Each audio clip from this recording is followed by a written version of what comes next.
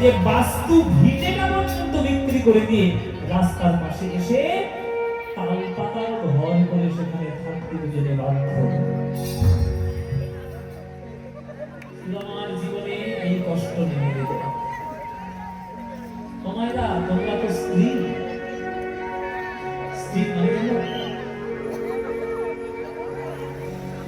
মানে হচ্ছে সহধর্মিণী। স্বামী যদি বিপথে চলে, স্বামীকে ধর্মের পথে ফিরিয়ে আনাই স্ত্রীর কর্তব্য। আর স্বামী যদি ধর্মপথে আগে থেকেই ঠিক থাকে, সেই ধর্ম যাতে আরো উজ্জ্বল হয়, স্ত্রীকে এগিয়ে নিয়ে যাওয়া কর্তব্য।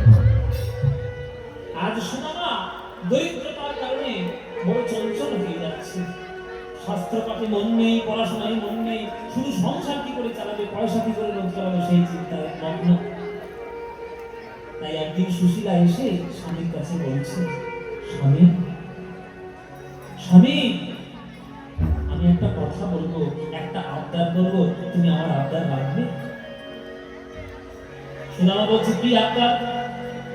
কোন শাড়ি গয়না টাকা পয়সা আমি তো তোমার দিতে পারবো না সুশীলা, আমার কাছে এখন কিসের আবদার?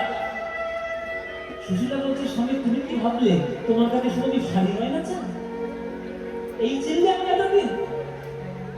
তুমি তোমার গয়না, তুমি তোমার সকল সম্পত্তি, তুমি এই চঞ্চল হয়ে যাচ্ছ রোজগার করার জন্য, মাথায় তোমার চিন্তায় ঘুম আসছে না, এটা কি আমার কম চিন্তা? স্বামী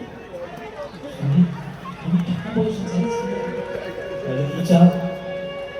আমি তোমাকে একটা আবদার করি,